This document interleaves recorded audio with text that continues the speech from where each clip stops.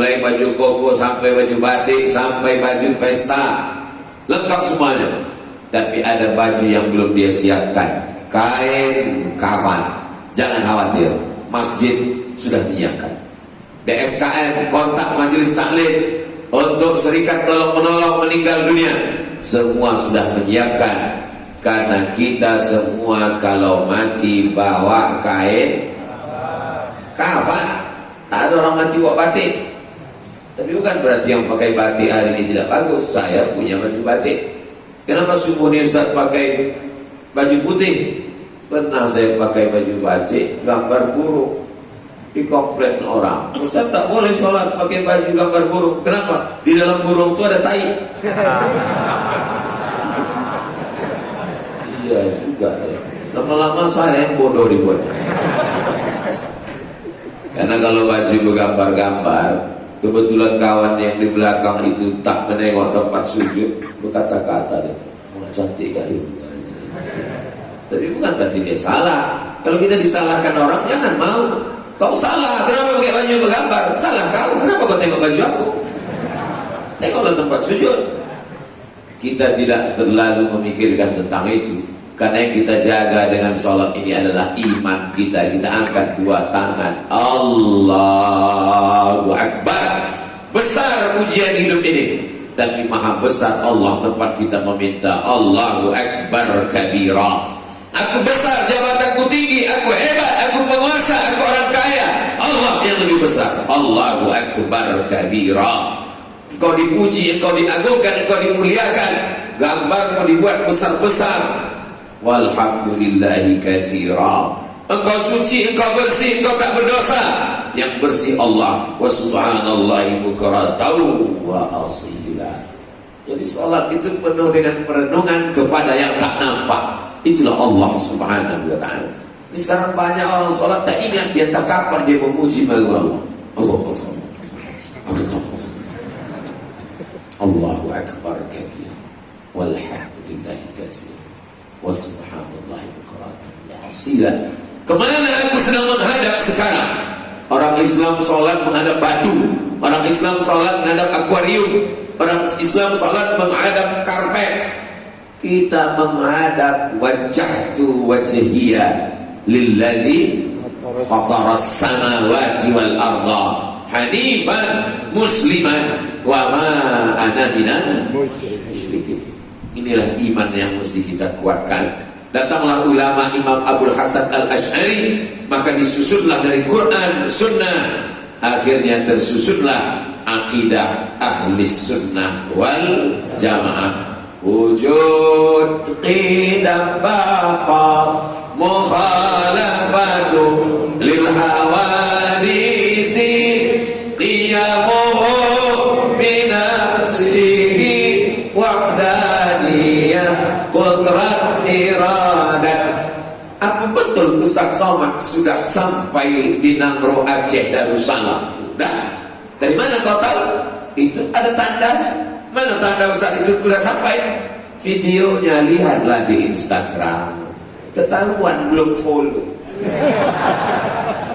Apa betul Ustaz Somad sudah sampai ke masjid? Udah. Itu ada mobil. Mobil yang mana? Ya mobil yang mahal itulah. Kenapa lagi kalau bukan mobil? Mobil siapa? Mobil panitia. Apa tanda Ustaz Somad sudah sampai? Itu tak kau tengok tadi orang berkerumun ramai. Itu tanda. Allah itu tandanya mana? Untuk melihat Allah tidak perlu melihat zatnya, maka cukup melihat tanda-tanda. Kalau alam semesta ini ada dengan pengaturan yang indah dan sempurna, mustahil yang ada ini bisa ada tanpa ada yang membuatnya ada. Pasti ada yang mengadakannya. Yang mengadakannya itu adalah wajib ada, yaitu adalah Allah. Itulah yang disebut dengan wujud. Apakah tukang itu ada? Ada. Mana tukang itu? Mana saya tahu? Tukang apa? Ini tukang yang membuat meja. Dari mana Ustaz tahu ada tukangnya? Mustahil meja ini ada kalau tidak ada yang mengadakannya. Maka tukang itu wajib ada. Walaupun tukang tak sholat subuh. Mustahil.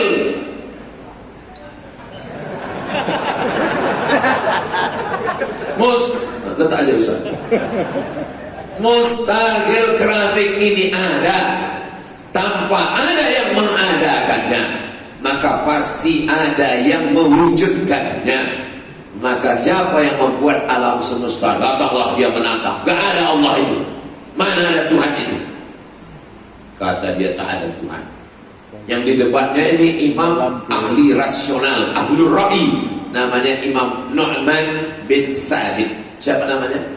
Nu'man bin Sabit, tapi terkenal dengan nama Imam Hanafi. Meninggal tahun 150 Hijrah.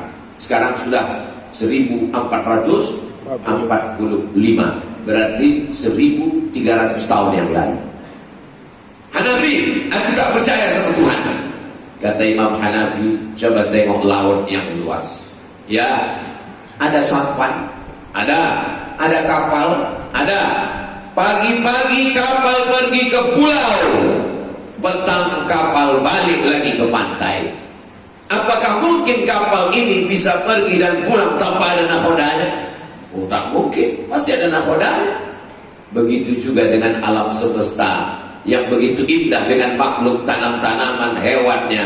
Apakah mungkin bisa ada tanpa ada nakodanya? Pasti ada. Itulah dia Allah. Maka dengan akal pun, masalahnya orang yang tak percaya sama Tuhan ini tak ada otaknya.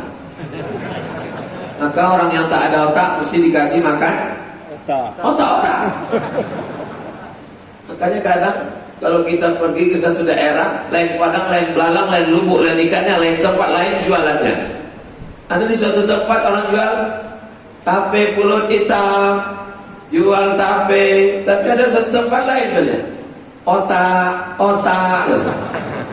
Ini siapa yang tak berotak ini? Kasih makan otak. Banyak rupanya orang sekarang, banyak di internet mengaku tak percaya kepada Tuhan. Kalau memang Tuhan itu ada, tunjukkan buktinya. Bunuh kamu, betul-betul. Oh iya, banyak. Jadi kadang orang ini, Masya Allah, tabarakallah, naik pesawat, ditengoknya orang baca doa. Bismillahirrahmanirrahim. Wa mursaha inna rabbil ghafurur rahim. Allahumma antas sahibu fis safar wal khalifatu fil ahl. Apa naik pesawat baca doa? Mana ada Tuhan? Kalau memang meletup pesawat itu meletup juga kan dia. Ini nyata aja, gak ada tuh baca-baca doa. Begitu pesawat sampai ke atas, masuk turbulensi, masuk ke ruang hampa udara, tiba-tiba turun pesawat ratusan meter, langsung dia berkata, oh my God, gitu. Yang berdoa tadi tidur karena dia sudah menyerahkan dirinya pada Allah. Ini yang katanya tak percaya sama Tuhan, begitu pesawatnya bergoncang, oh my God. God itu artinya apa? Tuhan. Hanya saja orang lain menyebut namanya. Ada menyebutnya dewa, ada menyebutnya Tuhan, ada menyebutnya macam-macam. Kita menyebutnya dengan nama Samaita bihi nafsak. Engkau sendiri yang menyebut, memberi nama. Ya Rahman, Ya Rahim, Ya Malik, Ya Qudus, Ya Salam, Ya Mu'min, Ya Muhaimin, Ya Aziz. Maka kita pun berdoa, Ya Allah, Ya Rahman, Ya Rahim, Ya Malik, Ya Qudus, Ya Salam, Ya Mu'min, Ya Muhaimin, Ya Aziz, Ya Jabbar, Ya Razzaq, Ya Fattah, Ya Ali, Ya Qabid, Ya Qasid. Kalau orang paham, dia ikut. Yang tak paham, bertanya, berdoanya kapan? Walillahil asma'il husna, walillahil asma'ul husna. Allah punya nama yang baik-baik. Fad'uhu biha, panggillah dia dengan nama itu. Menyebut nama Allah. Ala bidzikrillahi tatma'innul qulub. Dengan berzikir mengingat Allah, hati menjadi tenang. Subhanallah walhamdulillah wala ilaha illallah wallahu akbar wala haula wala quwwata illa billahil aliyyil azim. 5 kali.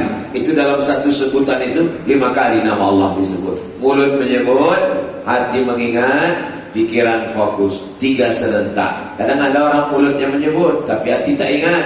Ada orang hati mengingat, mulut tak menyebut. Siapa itu? Orang yang kerja di kantor, orang yang sedang melayani pembeli. Oh, beli gula sekilo, ya, tapi hatinya mengingat. Yang pula gara-gara ini nanti tak ada melayani lagi. Oh, gula sekilo, Allahu Akbar. Kenapa Ustaz tiba-tiba ingat? Kalau menyebut mengingat Allah, hati menjadi tenang. Ada ayatnya di situ sebelah kanan.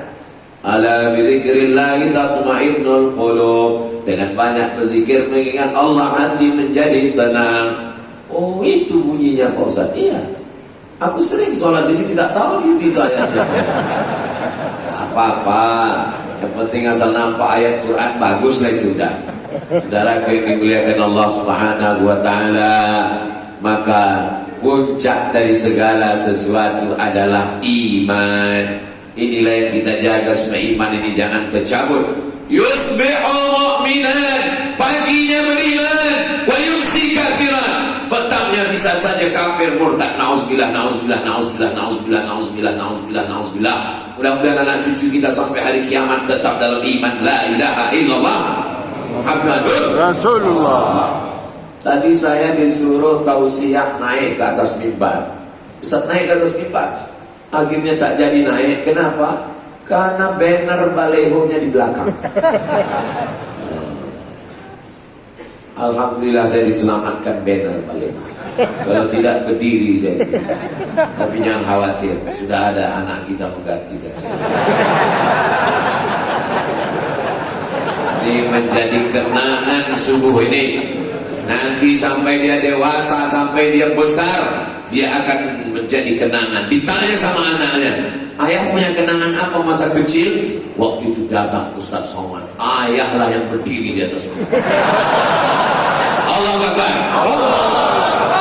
Buatkanlah kenangan yang indah untuk anak-anak kita. Itu makanya bapak membawa anaknya. Bapak membawa anak itu di belakang pakai sorban. Itu anak pakai peci putih. Disiapkan ibu tadi di rumah. Nak, ini untuk kau nanti besok berangkat Ustaz Somad datang. Ini pakai kain ya nak, ini pakai peci ya nak. Allah, betapa bertuahnya kalian punya ibu yang soleh. Ayah mana? Ayah komen gaprik pula. Mudah-mudahan ayahnya pun dapat hidayah jadi ayah yang soleh juga. Pandang ke kanan, anak kecil. Pandang ke belakang, tuh tengok, anak kecil. Lihat lagi ke kiri, di belakang, anak kecil. Itu nampak muka macam anak kecil, rupanya udah tua. Baby face. Masya Allah, tabarakallah. Rupanya orang beriman itu wajahnya cerah, karena otaknya bersih, hatinya bersih, pikirannya bersih, tak terlalu memikirkan dunia. Hanya yang dicarinya adalah ilahi anta maksudi, yang kumaksud hanya engkau ya Allah. Wa ridhaka matlubi, yang kucari adalah ridhamu ya Allah. Yang datang malam tadi iktikaf di sini mencari ridha Allah. Doakan supaya yang ceramah ini pun mencari ridha Allah. Enggak tuh Pak Ustaz, itu orang-orang itu ke masjid itu bukan mau mencari ridha Allah, mau mencari pemilih untuk mencoblos 14 April Pak Ustaz. Yang duduk di DPR, yang duduk di DPR RI, yang duduk di DPD, itu memperjuangkan hak kita, memperjuangkan negara kita. Mereka duduk di sana pun juga untuk mencari ridha Allah. Polisi dan tentara, Bapak RT, RW, Kades, Kadus, Lurah, Pak Gecik, itu juga duduk di sana mencari ridha Allah. Kita husnuzan. Maka saudara kita yang gambarnya sudah mulai banyak di tiang listrik, dipaku di pokok kayu, itu semuanya kita husnuzan dengan duduk di sana dia mencari ridha Allah. Abdul Somad ceramah di sini berapi-api, tapi setelah itu orang tak ingat. Tapi kalau mereka berjuang di parlemen, duduk di Senayan, kita berharap dengan duduknya dia di sana, maka keluarlah undang-undang yang berpihak kepada syariat Islam. Allahu Akbar. Kalau tidak sampai sana, kalau tidak siapa yang berjuang? Kalau memang duduk di sana bisa berjuang, kenapa Ustaz Somad tidak berjuang di sana? Kalau aku berjuang di sana, siapa yang di masjid? Bapak Ibu jangan khawatir. Bukan berarti saya nyebut-nyebut Senayan ini saya mau mencaleg. Nah, saya insya Allah sampai mati akan menjadi ustaz. Karena itu pesan dari almarhum datuk saya dulu. Cucuku yang ini sekolah agama, belajar agama supaya mengajarkan agama. Maka orang yang khawatir, takut, jangan cemas, jangan takut. Saya tidak akan mencaleg. Tapi saya suka supaya orang-orang baik duduk di tempat yang baik, memperjuangkan la ilaha illallah Muhammadur Rasulullah. Bayangkan kalau yang duduk itu adalah pecandu narkoba, karena duitnya banyak, dibayarnya pagi-pagi, akhirnya menang dia. Karena dalam demokrasi tidak peduli siapa yang mabuk, siapa yang sakau, siapa yang paling banyak suaranya, dialah yang duduk. Betul? Betul itu jemaah. Pagi-pagi itu disawernya semua orang duit dia banyak, dia jual sabu-sabu, dia jual morfin, dia jual pil anjing gila. Banyak duit dibayar, akhirnya duduk dia, terpilih pula jadi ketua sidang parlemen. Maka dalam sidang itu kita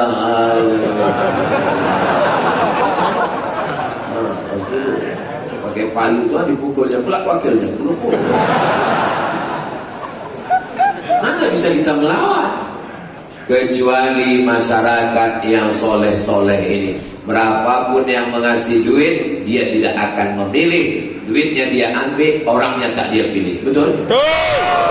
Betul. Dia hanya memilih orang yang baik, menempatkan di tempat yang baik, akan mengeluarkan undang-undang yang baik. Amin. Ini juga usaha. Ini juga adalah dakwah. Yang di parlemen dakwah, yang di mimbar juga dakwah. Yang di parlemen tidak mengejek yang di mimbar. Apa itu Somad itu? Ceramah-ceramah. Di sini yang sesungguhnya. Tapi yang di mimbar juga tak mengejek yang di parlemen. Apa itu mereka? Parlemen. Banyak juga yang mengejek. Ini apa mereka? Rupanya pasti ditelusuri, pernah tak duduk. Patut dia mengamuk. Saudara yang dimuliakan Allah Subhanahu wa taala. Setelah iman, yang kedua, ya ayyuhalladzina amanu ittaqullah, takutlah kepada Allah. Kalau sudah percaya pasti takut. Betul? Kalau sudah percaya pasti takut. Kalau sudah percaya pasti takut. Mana buktinya kalau percaya pasti takut? Assalamualaikum bro. Waalaikumsalam. Kau jangan lewat jalan Jenderal Sudirman ya. Kenapa? Ada razia. Takut apa tak takut? Takut. Itu karena percaya. Karena percaya ada razia, maka dia pakai helm. Karena percaya ada razia, diperiksa semua mana SIM, STNK, BPKB. Ya, Ustaz Somad kan Ustaz. Kalau Ustaz mana kena tangkap? Saya kena tilang juga. Kenapa Ustaz kena tilang? Kan pakai masker. Pas saya buka, oh Ustaz itu. Apa maknanya? Orang percaya kepada polisi dan takut kepada Pak Polisi. Jadi kalau ada orang percaya kepada polisi, berarti dia beriman kepada polisi. Betapa rukun iman itu. Tu'minu billah wa malaikatihi wa kutubihi wa rusulihi wal yaumil akhir wa bil qadari khairihi wa syarrihi wa bil polisi. Pergi ke rumah sakit, diperiksa sama dokter, dibawanya balon warna hitam. Habis itu dikempeskannya 180/150. Bapak kena penyakit darah tinggi. Jangan makan kambing, jangan minum susu, banyak makan buah, banyak olahraga. Ibu, jangan banyak merepet. Nanti bapak ini mati. Akhirnya ibu itu pun merepet agak dikurang-kurang. Mas dia ngomong, "Abang."